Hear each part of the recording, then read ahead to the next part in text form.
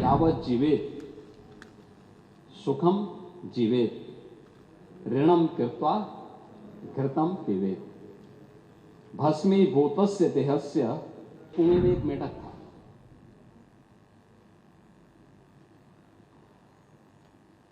कुएं में पड़ा था, वहीं पैदा हुआ था, उसने दुनिया नहीं देखी थी।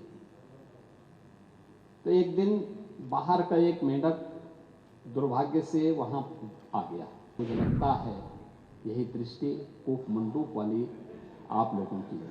लेकिन आप लोग अभी भी अपने परिवार तक सीमित होना चाहते हैं, और इसलिए मैंने कहा ना, एक परिवार डेवलपमेंट अथॉरिटी का शिकार आप हो चुके हैं। मुझे आप लोगों की बातों से एक चीज लगी, जो लगी, जिसके बारे में चार्वाक ने भी एक बात कही, यानी जो अपने तक केवल सीमित करता है, जिसके बारे में उन्होंने कहा था कि यावत् जीवेत् सुखम जीवेत् ऋणम कृत्वा घृतम पिबेत्। भस्मीभूतस्य देहस्य पुनरागमन कुतः। और ये स्थिति आप लोगों की है, यानी केवल अपने तक सीमित करना। आपका परिवार डेवलपमेंट अथॉरिटी भी उसी का नमूना है। यही है, ये परिवार डेवलपमेंट अथॉरिटी की ये भावना ही इस पर आधारित है, जिसके बारे में स्वामी विवेकानंद ने कहा था कूप मंडूक होना। उन्होंने अपनी कथाओं में, अपने प्रवचन में एक बात को कहते थे कि एक कुएं में एक मेढक था।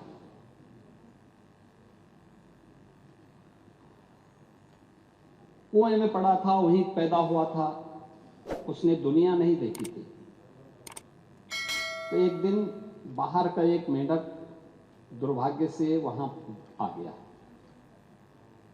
तो उसने पूछा, कहां से आए हो? उसने कहा, मैं समुद्र से आया हूं। कहा, समुद्र कैसा है? उसने कहा, बहुत बड़ा है। कहा, कितना बड़ा? तो उसने छलांग लगाई।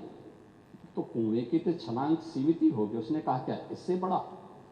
उसने कहा, इससे भी बड़ा। उसने एक और छलांग लगाई। कहा, इससे भी बड़ा? कहा, इससे भी बड़ा। कहा, तुम झूठ बोलते हो। और मुझे लगता है यही दृष्टि कूप मंडूक वाली आप लोगों की है। दुनिया आगे बढ़ रही है, एक प्रतिस्पर्धा चल रही है, लेकिन आप लोग अभी भी अपने परिवार तक सीमित होना चाहते हैं। और इसलिए मैंने कहा ना, एक परिवार डेवलपमेंट अथॉरिटी का शिकार आप हो चुके हैं। प्रदेश को भी आप वहीं ले जाना चाहते हैं। क्या स्थिति थी 2017 के पहले? 2017 के पहले क्या नहीं है उत्तर प्रदेश में? क्या नहीं था? क्या नहीं था उत्तर प्रदेश में? खन्ना जी ने कल प्रातः संकल्प रखा था, तो उस समय उस संकल्प में उन्होंने कुछ बातें कही थी। कहां थे हम 1947 तक भी, 1950 में भी, 1960 में भी, और कैसे हम लगातार गिरावट की तरफ गए। ये डिटोरेशन, इसका कारण क्या था? 1990 के बाद क्या स्थिति थी? उसी पर मैं कुछ बात रखना चाहता हूं। महोदय की विशाल सामर्थ्य के बावजूद नीतिगत उदासीनता के कारण उत्तर प्रदेश लगातार पिछड़ता गया। और एक समय ऐसा भी आया जब 1980 के बाद की गिरावट ने 1990 के बाद विभत्स स्वरूप लिया, और उत्तर प्रदेश जो देश का सबसे समृद्ध राज्य था, और देश का सबसे बीमारू राज्य हो गया। यही प्रदेश है। योजनाएं बनती थी, घोषणाएं होती थी, लेकिन उनमें न इच्छा शक्ति थी, न पारदर्शिता थी, न क्रियान्वयन का संकल्प ही था। बिजली, सड़क, जल, स्वास्थ्य जैसी मूलभूत सुविधाओं पर सरकार की उदासीनता, युवाओं को रोजगार नहीं, किसानों को राहत नहीं, और निवेशकों को भरोसा नहीं। अपराध और अराजकता का बोलबाला था। प्लान की पीड़ा, गरीबी और इलाज के अभाव में दम तोड़ते बच्चे, क्या ये सच नहीं? इंसेफ्लाइटिस से जो मौतें होती थी, डेंगू से जो मौतें होती थी, विभिन्न गंभीर बीमारियों से जो मौतें होती थी, ये सब क्या?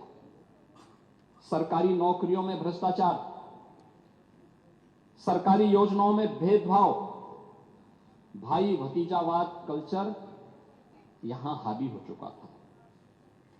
और महोदय 2017 के बाद डबल इंजन की सरकार में